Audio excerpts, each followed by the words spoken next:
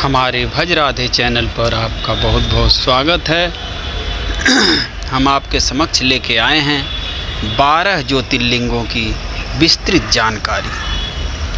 वैसे तो 12 ज्योतिर्लिंगों के नाम से ही अनेक प्रकार के संकट दूर हो जाते हैं। अब आज हम आपको 12 ज्योतिर्लिंगों के नाम और पूजा पाठ से क्या लाभ प्राप्त होते हैं विस्तृत जानकारी लेकर आए हुए हैं।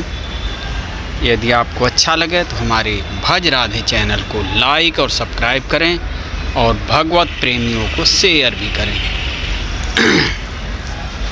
पहला नंबर सोमनाथ ज्योतिर्लिंग। सोमनाथ ज्योतिर्लिंग भारत का ही नहीं अपितु इस पृथ्वी का पहला ज्योतिर्लिंग माना जाता है। यह मंदिर गुजरात राज्य के सौराष्ट्र क्षेत्र में स्थित है। शिव पुराण के अनुसार जब चंद्रमा को दक्ष प्रजापति ने क्षय रोग होने का श्राप दिया था, तब चंद्रमा ने इसी स्थान पर तप कर इस श्राप से मुक्ति पाई थी। ऐसा भी कहा जाता है कि इस शिवलिंग की स्थापना स्वयं चंद्रदेव ने की थी। विदेशी आक्रमणों के कारण यह 17 बार नष्ट हो चुका है। हर बार यह बिगड़ता और बनता रहा है।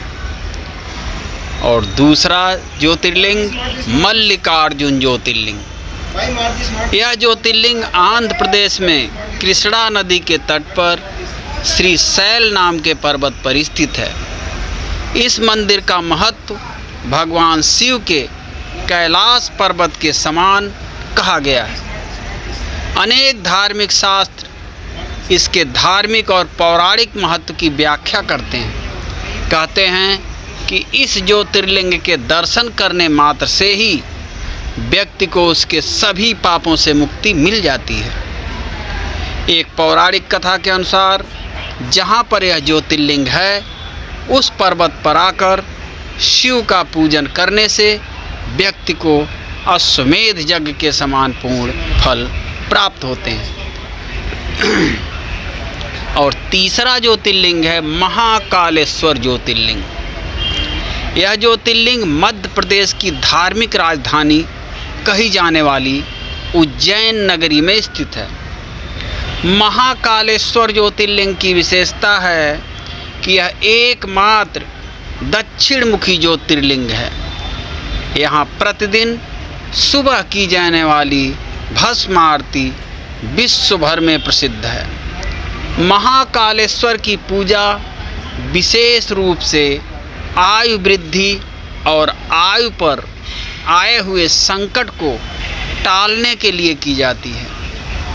उज्जैनवासी मानते हैं कि भगवान महाकालेश्वर ही उनके राजा हैं और वे ही उज्जैन की रक्षा कर रहे हैं। और चौथा ज्योतिर्लिंग ओमकारेश्वर ज्योतिर्लिंग। ओमकारेश्वर ज्योतिर्लिंग मध्य प्रदेश के प्रसिद्ध शहर इंदौर के समीप स्थित है। जिस स्थान पर यह ज्योतिर्लिंग स्थित है, उस स्थान पर नर्मदा नदी बहती है और पहाड़ी के चारों ओर नदी बहने से यहाँ ओम का आकार बनता है। ओम शब्द की उत्पत्ति ब्रह्मा के मुख से हुई है। इसलिए किसी भी धार्मिक शास्त्र या वेदों का पाठ ओम के साथ ही किया जाता है। यह ज्योतिर्लिंग ओमकार अर्थात ओम का आकार लिए हुए है। इस कारण इसे ओमकारेश्वर नाम से जाना जाता है।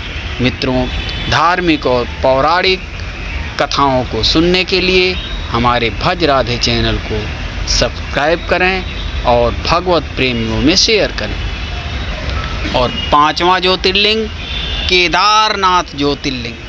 केदारनाथ स्थित ज्योतिर्लिंग भी भगवान शिव के 12 प्रमुख ज्योतिर्लिंगों में आता है। यह उत्तराखंड में स्थित है। बाबा केदारनाथ का मंदिर बद्रीनाथ के मार्ग में स्थित है। केदारनाथ समुद्र तल से 3584 मीटर की ऊंचाई पर स्थित है। केदारनाथ का वर्णन स्कंद पुराण एवं शिव पुराण में भी मिलता है। यह तीर्थ भगवान शिव को अत्यंत प्रिय है। जिस प्रकार कैलाश का महत्व है, उसी प्रकार का महत्व शिव जी ने केदार क्षेत्र को भी दिया है। मित्रों, ये 12 ज्योतिर्लिंगों का विस्तार से वर्णन श्री ब्रह्मेश्वर नाथ मिश्र जी महाराज ने किया है। बहुत सुंदर और रोचक जानकारी है। और छठा ज्योतिर्लिंग भीमाशंकर ज्योतिर्लिंग। भीमाशंकर ज्योतिर्लिंग महाराष्ट्र के पुणे जिले में सह्याद्री नामक पर्वत पर स्थित है। भीमाशंकर ज्योतिर्लिंग को मोटेश्वर महादेव के नाम से भी जाना जाता है।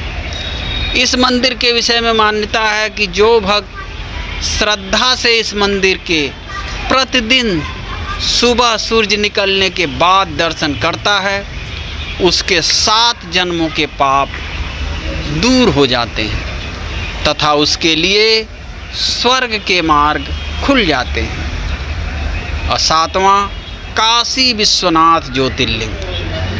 विश्वनाथ ज्योतिर्लिंग भारत के 12 ज्योतिर्लिंगों में से एक हैं।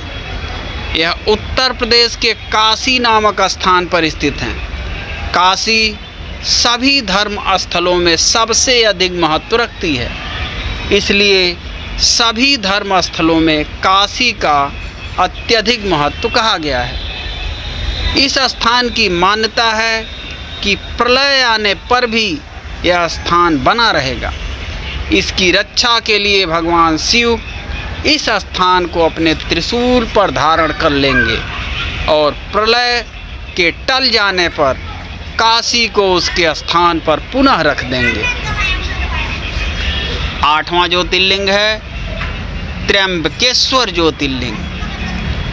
यह ज्योतिर्लिंग गोदावरी नदी के करीब महाराष्ट्र राज्य में के नासिक जिले में स्थित है।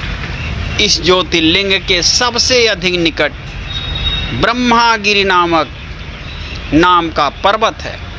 इसी पर्वत से गोदावरी नदी शुरू होती है। भगवान शिव का एक नाम त्र्यंबकेश्वर भी है।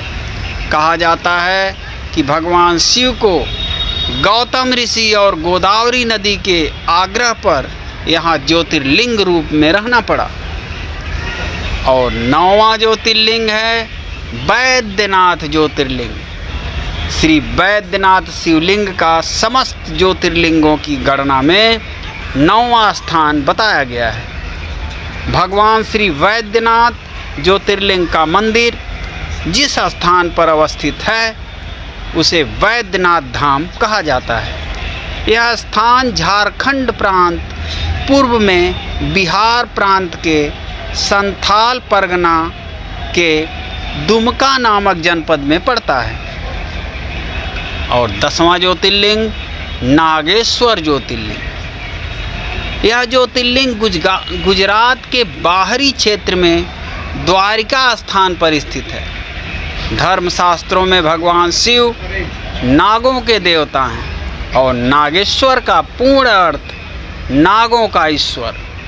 भगवान शिव का एक अन्य नाम नागेश्वर भी है।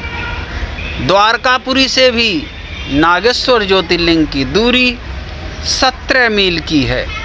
इस ज्योतिर्लिंग की महिमा में कहा गया है कि जो व्यक्ति पूर्ण श्रद्धा और विश्वास के साथ यहाँ दर्शनों के लिए आता है, उसकी सभी मनोकामनाएं पूर्ण हो जाती हैं। 11वां ज्योतिर्लिंग रामेश्वरम ज्योतिर्लिंग। यह ज्योतिर्लिंग तमिलनाडु राज्य के रामनाथपुरम नामक स्थान में स्थित है। भगवान शिव के 12 ज्योतिर्लिंगों में से एक होने के साथ साथ यह स्थान हिंदुओं के 4 धामों में से एक भी है।